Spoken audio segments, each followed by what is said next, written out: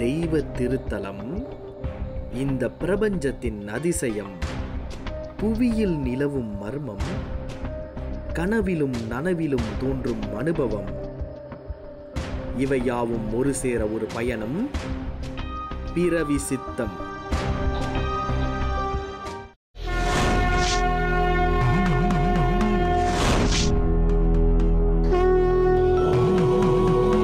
நிரந்தர பூரணமும் நிலையான விருட்ச பலனும் வாழ்க்கையில் தரும் சித்தர்களின் திருத்தால் போற்றி.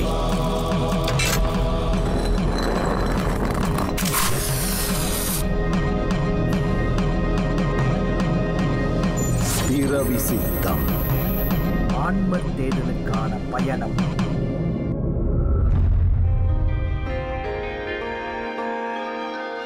இன்றைய அங்கத்தில் நமது தொகுப்பாளர் அருள் நிபோங் தபால் நகரத்திலிருந்து பெர்சிம்பங்கன் ஜாவியில் இருக்கும் சுங்காய் பக்காப் என்ற நகரத்திற்கு செல்கிறார்.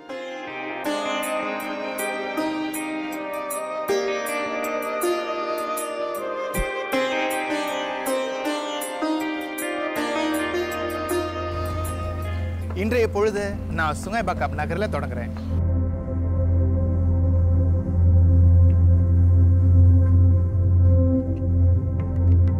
சீனர் இடுகாட்டில் இருக்கும் ஒரு மர்மமான இந்தியர் சமாதி. யார் இவர்? இந்த சித்தரின் வரலாறு என்ன? இவர் தேடி வந்த விடயங்கள் கிடைக்குமா?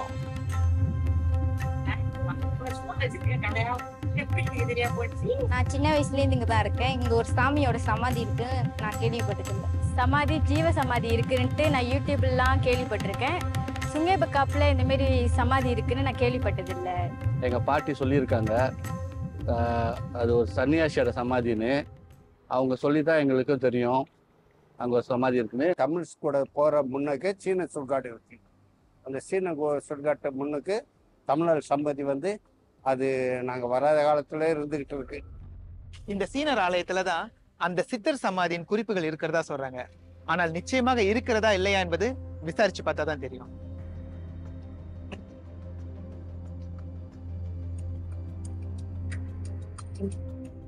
எத்தனையோ வருடமா இந்த இடுகாட்டை நான் பராமரித்து கொண்டிருக்கேன். ஆனா உறவினரோ இல்ல அந்த சமாதியை தெரிஞ்சவங்களோ யாருமே வந்து இந்த சமாதியை பார்க்கல.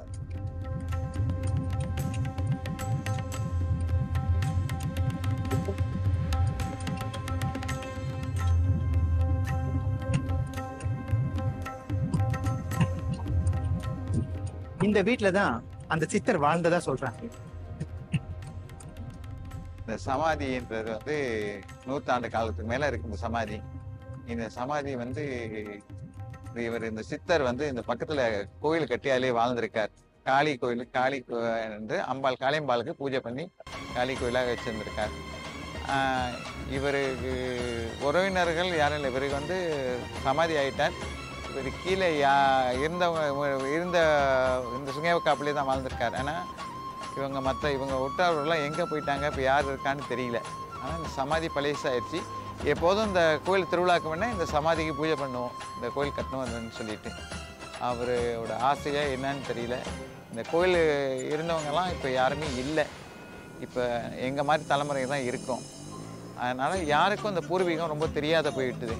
அவரோட முழுமையான பேர் அவர் காளி சித்தர்னு அப்படியே இருந்துட்டார். ஆனால் உண்மையான அவர் பேர் வரலாறு தெரியாது போயிட்டு.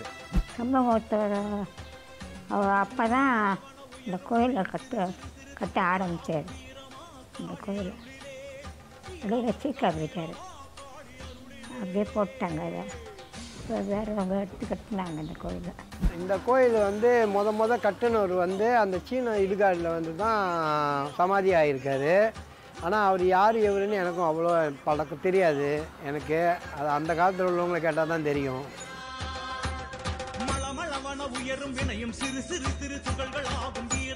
இந்த கோயிலில் இது வந்து அப்படியே போட்டு போயிட்டாங்க, செஞ்சவங்க அப்படியே போட்டு போயிட்டாங்க. பாலடைஞ்சு போய் கடைஞ்சி நம்ம வீடு வந்து கோயிலுக்கு அப்படி தான் இருந்துச்சு. அப்பா வந்து ஒரு நாள் கனவுல வந்து அம்மன் சொல்லி அவர் வந்து சுத்தம் பண்ணி இந்த கோயிலை பார்த்தாரு. அந்த சித்தரை பற்றி விசாரிச்சதுல சிலர் அவரை பற்றின விவரங்கள் தெரியுன்றாங்க, பலர் அவரை பற்றி ஒன்றுமே தெரியாதுன்றாங்க. அந்த சீனர் இடுகாட்டுல ஒரு இந்தியருடைய சமாதி இருக்குன்னு கூட நிறைய பேருக்கு தெரியல.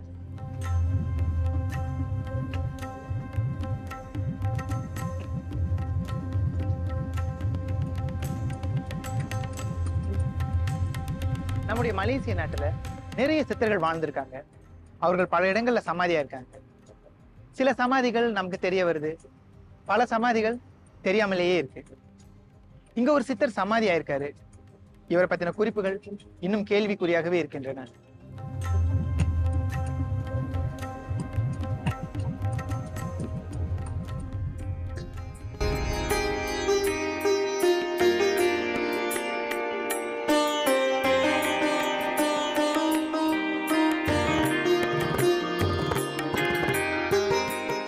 அருள் தனது ஆன்ம தேடலை சிம்பங் அம்பாட்டில் இருக்கும் அருள்மிகு ஸ்ரீ மகா கருமாரி குலத்தம்பாள் ஆலயத்திற்கு பயணிக்கிறார்.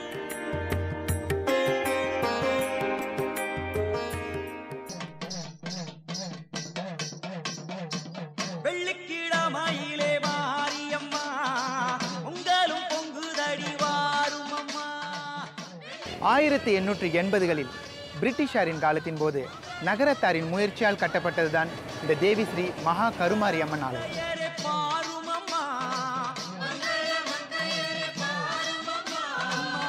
ஒரு திருவிழாவின் சமயம் அம்மன் தேரில் ஊர்வலம் வரும் பொழுது இடியுடன் கூடிய மலையில் அருகில் இருந்த குளத்தில் குடிபெயர்ந்ததால் இவர் குளத்தம்மன் என்று அழைக்கப்படுகிறார்.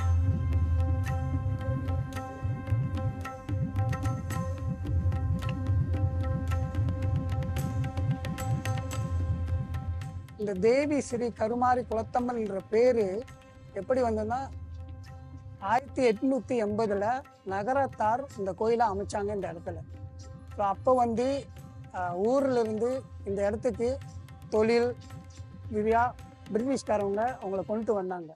அப்போ இந்த கோயிலை அமைச்சு இங்கே ஒரு எஸ்டேட் இருந்து இந்த இடத்த வழிபட்டு வந்தாங்க. கனவு கண்டேன். அந்த கனவு மாதிரி இல்லை, அது நெசம் மாதிரியே தான் இருந்துச்சு. அப்போ நல்லா கிரீடம் தள்ள வச்சுட்டு முடி நீட்டு அந்த முகத்தை காட்டல, முதுவை தான் காட்டினாங்க. புடவை கட்டி நின்றாங்க அப்படியே. அப்போ அந்த காட்டூலுக்கு நின்றுட்டு வாசலில் நின்றுட்டு அவங்க அந்த காட்டூலுக்கு நடந்து போனாங்க.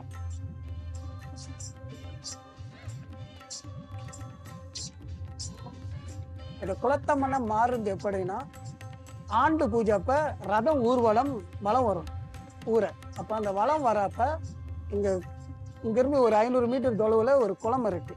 இப்போ அந்த குளத்தை கிராஸ் கடக்கிறப்ப அந்த குளத்துல அன்னைக்கு இடியும் மின்னலும் மழை பெஞ்சதுனால இந்த ரதத்து கூட வந்தவங்கெல்லாம் ஒதுக்குப்புறமா ஒதுங்க மாடு மிரண்டு அந்த ரதம் அப்படியே குளத்துல குடிக்கொண்டுட்டாங்க.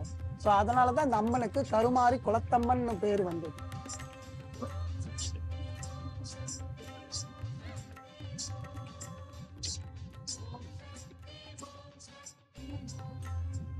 குளத்துல அந்த அம்மன் அமர்ந்ததுனால அந்த குளத்துல 7 கன்னி பூஜை செஞ்சு அப்புறம் அந்த குளத்துல நீர் எடுத்து வந்து இந்த அம்மன் சன்னதியில அந்த தண்ணியை அபிஷேகம் பண்ணாதான் அது பூர்த்தி அடையும். இது வந்து ஐதீகம். முன்ன காலத்துல இருந்து இன்னைய வரைக்கும் அது நடந்துகிட்டு இருக்கிற ஒரு ஐதீகம். இதனால பல பலன்கள் இருக்கு. ஏன்னா அந்த குளத்துல இருக்கிற அம்மன் அங்கதான் குடி இருக்கிறதுனால அந்த குளத்துல நம்ம தண்ணி எடுத்து நம்ம வேண்டி என்ன செஞ்சாலும் நம்மளுக்கு நல்ல பலன்கள் கிட்டும். இது வந்து முன்னோர்கள் வந்து இந்த கோயிலுக்கு வந்த முனிவர்களை வாக்கு சொல்றவங்க எல்லாமே காலங்காலமா சொல்லி வழிபட்டுக்கிட்டு வர ஒரு முறை. நம்ம இந்த கோயிலை நம்ம என்ன ஒரு சின்ன ஒரு கல்லை நவுத்தனாலும் அங்கதான் உத்தரவு கேட்கணும். ஏன்னா அங்கதான் அந்த அம்மன் குடிக்கொண்டு இருக்காரு. ஸோ இந்த மணி அடிச்சுமா அப்பதான் அங்க இருந்து வருவாங்க. ஸோ அதனால அது ஒரு பாரம்பரியமா ஓடிக்கிட்டு.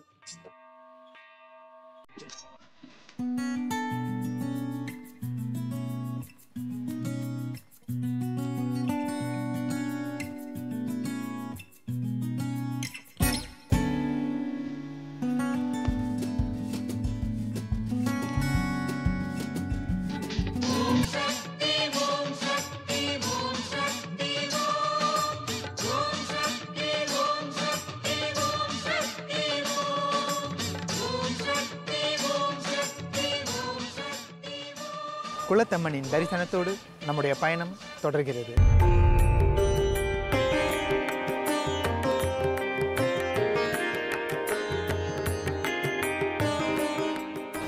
பராய் என்று சொன்னாலே நம்முடைய நினைவுக்கு வருவது ஜலான் பரு முனீஸ்வரர் ஆலயம்தான். தொடர்ந்து நம்முடைய பயணத்தில் நான் ஜலான் பரு ஸ்ரீ முனீஸ்வரருடைய ஆசீர்வாதத்தை பெறுவதற்காக வந்திருக்கிறேன்.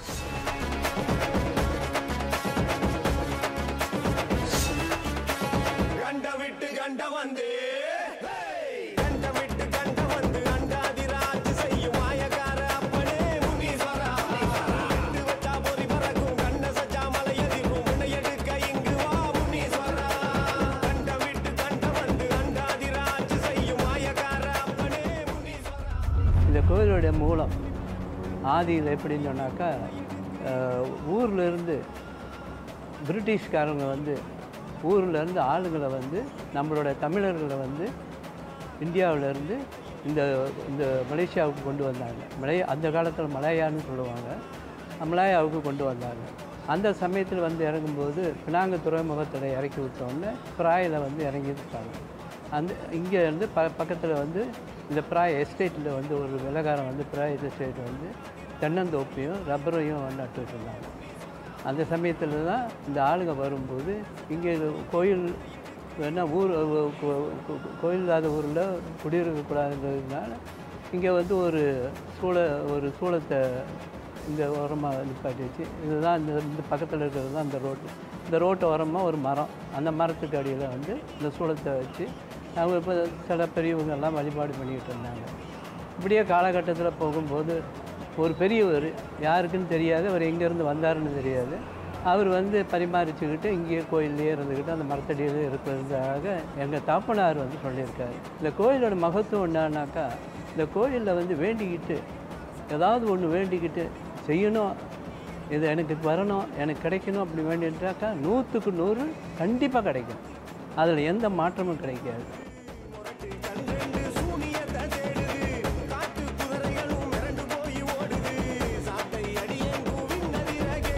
ரொம்ப சரித்திரம் இருக்குது இந்த கோயிலுக்கு. ஏன்னா வந்து இந்த கோயிலில் வந்து இது பழைய கோயில். இந்தியிலேருந்து ரொம்ப பேர் வந்து இந்த இடத்துல வந்து வேண்டிக்கிட்டு போயிட்டு அவங்களோட காரியம்லாம் நிறைவேற்றி வந்தோன்னே அப்புறம் அவங்க வந்து அவங்க மனசு எல்லாம் வேண்டிட்டு போகிற காரியம்லாம் நிறைவேற்றிடுவாங்க. 140 வருடங்கள் பழமை வாய்ந்த இந்த கோயில் ஒரு சாதாரண குடி கோயிலாக இருந்து இப்படி பிரம்மாண்டமான திருக்கோயிலாக உருமாறியுள்ளது. சனிக்கிழமை ஞாயிற்றுக்கிழமைனா இது வந்து ஒரு மினி தைப்பூசம் மாதிரி இருக்கும். கூட்டம் வந்து அவ்வளோ பெரிய கூட்டம் இங்கே.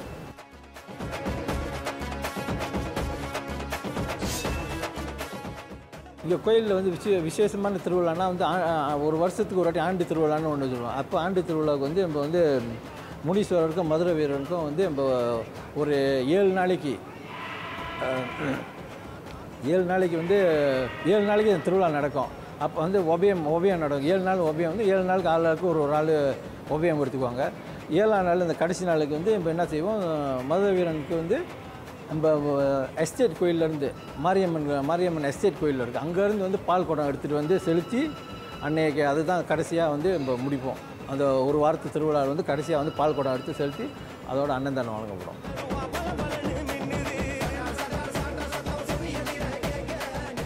தொடக்கத்தில் முனியாண்டி கோயிலாக இருந்த இந்த ஆலயம் இன்று ஸ்ரீ முனீஸ்வரர் ஆலயமாக உலக பிரசித்தி பெற்று விளங்குகிறது. இனம், மொழி, மதம் என்று எந்த பாகுபாடுமின்றி பக்தர்கள் இந்த ஆலயத்தில் வழிபாடு செய்கிறாங்க. குறிப்பாக புதிதாக வாகனம் வாங்குபவர்கள் தங்களுக்கும் தங்கள் வாகனத்துக்கும் எந்த ஆபத்தும் வரக்கூடாதுன்னு இந்த ஐயாவிடம் வேண்டிக் கொள்கிறாங்க. எந்த வேண்டுதலாக இருந்தாலும் இந்த ஆலயத்தில் நிச்சயம் கைகூடும்.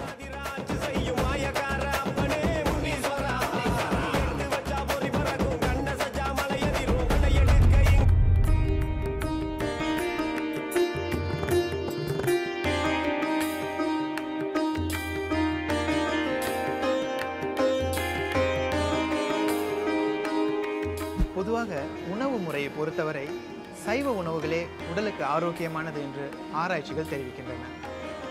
ஒரு சில கொடிய நோய்களுக்கு கூட சைவ உணவே மருந்தாக திகழ்கின்றது.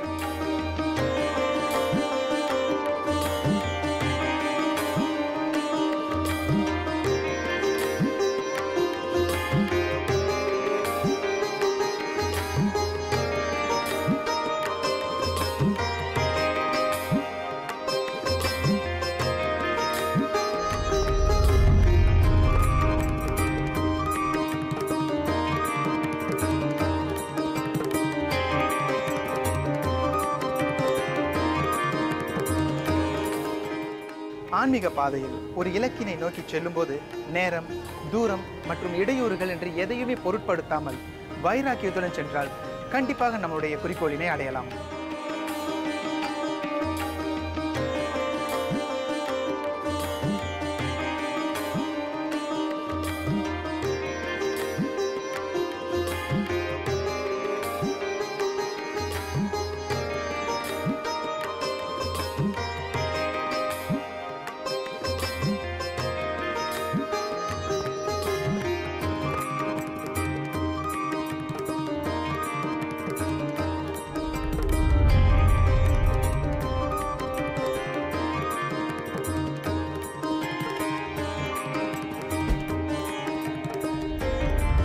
தன்னை அறிய தனக்கு ஒரு கேடில்லை, தன்னை அறியாமல் தானே கெடுகின்றார்.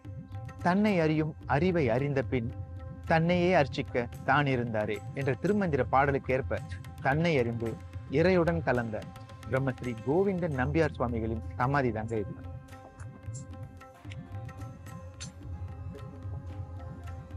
பிரம்மஸ்ரீ சுவாமி சரவண பவானந்தா அவர்கள் 1919ஆம் ஆண்டு இந்தியா கேரளா மாநிலத்தில் கண்ணனூர் என்ற ஊரில் பிறந்தார்.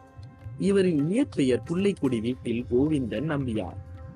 சுவாமி 1948இல் அலோஸ்தா ரயில்வேயில் பணிபுரிய வந்தார். இவர் தஞ்சோங் பண்டாரா ரயில்வே குவார்ட்டர்ஸில் ஒரு நிலத்தில் வீடு கட்டி வாழ்ந்து வந்தார். சுவாமி இங்கேயே திருமணம் செய்து 5 பிள்ளைகளின் தகப்பனானார். அதன் பின்னர் 1950ஆம் ஆண்டுகளில் ஞானவள்ளல் பரஞ்சோதி மகான் அவர்களிடமிருந்து குண்டலினி யோகா, ஸ்ரீ சுப்பிரமணிய யாந்திரம், தந்திரம் மற்றும் மந்திர ரகசியங்களை கற்றுக்கொண்டார். பிறகு 1960களில் கங்காதார சுவாமி அவர்களிடம் சித்தர் வித்தைகளையும் கற்றுக்கொண்டார்.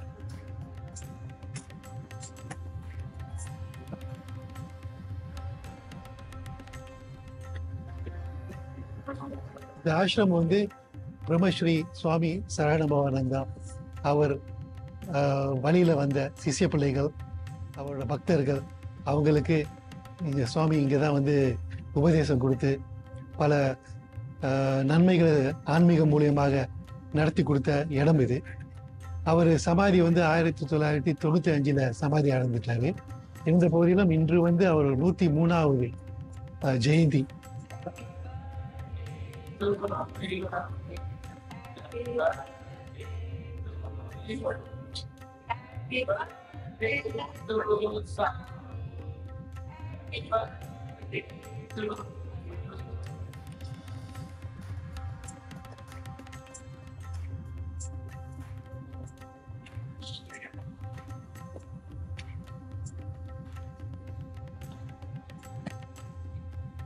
ஒரு 11 வயசு வரைக்கும் நான் அவர் கூட அங்கே இருந்திருக்கேன். அவர் கூட இருக்கும் பொழுது ஒரு தாத்தாவாக நாங்கள் பார்க்கல, அவரை பார்க்கவும் முடியாது. ஏன்னா பார்த்தீங்கன்னாக்கா ஒவ்வொரு நாளும் கூட்டம் வந்துகிட்டே இருக்கும். அவர்கிட்ட இருந்து உபதேசம் எடுக்கணும், மந்திர தீட்சை எடுக்கணும், குண்டனி யோகம் கற்றுக்கணும், சிவயோகம் கற்றுக்கணும். இந்த மாதிரி நிறைய பேர் வருவாங்க. அது மட்டும் இல்லாமல் இந்த வட்டாரத்தில் உள்ளவங்க சில ஏதாச்சும் ஒரு பிரச்சனை, உடல்நலக்குறைவு, இந்த மாதிரி செய்வனை ஏதாச்சும் இருந்தால் கூட அவர் தான் தேடி வருவாங்க. யாருக்காச்சும் ஏதாச்சும் காற்று சேட்டை எதுவும் இருந்தால் அப்படியே வருவாங்க, அப்படியே இழுத்துக்கிட்டு வருவாங்க 4-5 பேர். இங்கே வந்தோடனே அவர் பார்த்துட்டு, ஓ அப்படியா, ஏன் இதெல்லாம் தொல்லை கொடுக்குற இவங்களுக்கு வந்து அப்படின்னு கேட்பாரு. அவங்களுக்கு பேசுவார். கண்ணால் பார்த்தது இதெல்லாம் அவர் சொல்லி இல்லை, கண்ணால் பார்த்தேன் இதெல்லாம். நான் அவருக்கு வந்து பேசுவார். ஏன் இவங்களுக்கெல்லாம் வந்து தொல்லை கொடுக்குறோம், உனக்கு வேறு ஆளே கிடைக்கலையா, பாவம் இல்லை அப்படின்ட்டு விபூதி எடுத்து கொடுப்பாரு. போகும்போது நல்லா பேசிட்டு போவாங்க.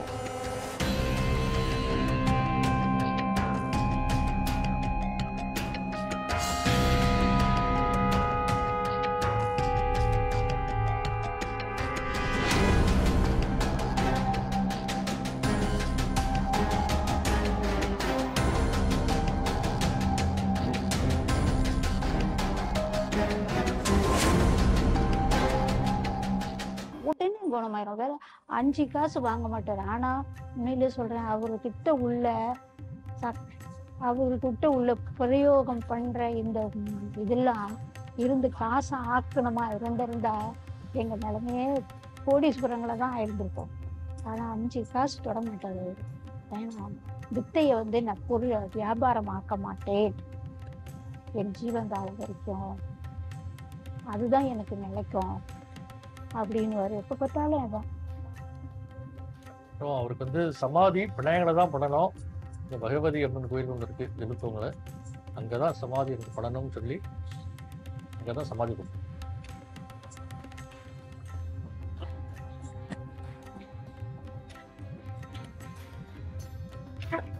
ஒரு நாள் என்ன ஆச்சு, சும்மா அப்படியே சாஞ்சிட்டு இருக்கும்போது படுக்கையில் கண்ணப்படி மூடும் பொழுது குரல் கேட்டுச்சு, என் குருநாதர் வந்திருக்கேன் என்ன பாரு அப்படின்னு. எனக்கு வந்து டவுட் இருந்துச்சு, யாரோட குரலாக இருக்கும் அது அப்படின்னு. கண்ணு திறக்கலாமா வேணாமா, ஆனால் குரல் சொல்லுது, இந்த பாரு நீ கேட்டேன்னா நான் வந்திருக்கேன் அப்படின்னு. அப்போ லேசாக அப்படி கண்ணு திறக்க பார்க்கும்போது பெரிய ஸ்பாட்லைட் அடிச்சு அப்படி இருக்கும், ஒரு ஜோதி ஸ்வரூபம் அப்படி இருக்கும், பிரகாசமான ஜோதி. அந்த ஜோதி வந்து அப்படி கிட்டதான் அப்படி மறையுது. ஆனால் மறையாத முந்தி வார்த்தை சொன்னார், நமக்கு குருநாதர் தேவை, உன் கடமையை நீ செய். நமக்கு குருநாதர் தேவை, உன் கடமையை நீ செய். அப்படியே தான் இந்த ஜோதி வந்து அப்படி மறந்துது. ஒரு மிகப்பெரிய ஆசீர்வாதம், மிகப்பெரிய ஒரு பிளஸிங் நம்ம வாழ்க்கை. மலேசியாவில் மட்டுமன்றி உலகில் பல நாடுகளில் பக்தர்களை கொண்ட பிரம்மஸ்ரீ கோவிந்தன் நம்பியார் சுவாமிகளின் தரிசனத்தோடு இந்த வார தேடல் ஒரு நிறைவை அடைகிறது. மீண்டும் அடுத்த வாரம் நம்முடைய ஆன்மீக தேடல் தொடரும்.